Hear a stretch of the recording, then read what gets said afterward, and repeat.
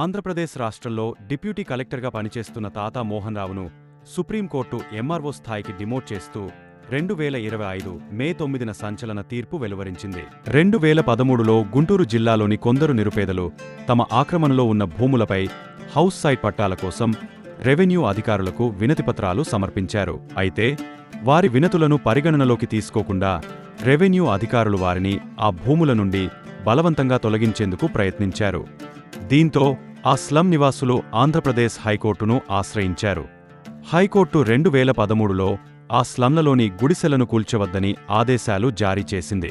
అప్పటి తహసీల్దార్గా పనిచేస్తున్న తాతా మోహన్ రావు హైకోర్టు ఆదేశాలను ఉల్లంఘించి 2014 జనవరిలో గుంటూరు జిల్లాలో 80 మంది పోలీసుల సాయంతో స్లమ్లలోని గుడిసెలను బలవంతంగా కూల్చివేశారు. ఈ చర్య హైకోర్టు ఆదేశాలకు విరుద్ధంగా ఉందని, ఇది కోర్టు ధిక్కరణకు దారితీసిందని హైకోర్టు తీర్పు ఇచ్చింది. హైకోర్టు మోహన్ రావును దోషిగా నిర్ధారించి 2 నెలల జైలు శిక్షతో పాటు జరిమానా విధించింది. అయితే తాతా మోహన్ రావు హైకోర్టు తీర్పును సవాల్ చేస్తూ సుప్రీంకోర్టులో స్పెషల్ లీవ్ పిటిషన్ దాఖలు చేశారు. ఈ కేసును జస్టిస్ బిఆర్ గవాయ్ మరియు జస్టిస్ సెజీ మసీహ్లతో కూడిన సుప్రీంకోర్టు ధర్మాసనం విచారించింది. విచారణ సందర్భంగా సుప్రీంకోర్టు మోహన్ రావు చర్యలను తీవ్రంగా ఖండించింది. కోర్టు ఆదేశాలను ఉల్లంఘించడం రూల్ ఆఫ్ లా పునాదులపై దాడిగా పేర్కొంది.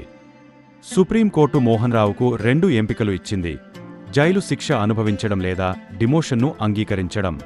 జైలు శిక్ష వల్ల అతని కుటుంబం జీవనాధారాన్ని కోల్పోయే అవకాశముందని, అయితే కోర్టు ఆదేశాల ఉల్లంఘనకు సందేశం ఇవ్వాలనే ఉద్దేశంతో సుప్రీంకోర్టు అతన్ని డిప్యూటీ కలెక్టర్ నుండి ఎంఆర్ఓ స్థాయికి డిమోట్ చేయాలని ఆంధ్రప్రదేశ్ ప్రభుత్వాన్ని ఆదేశించింది.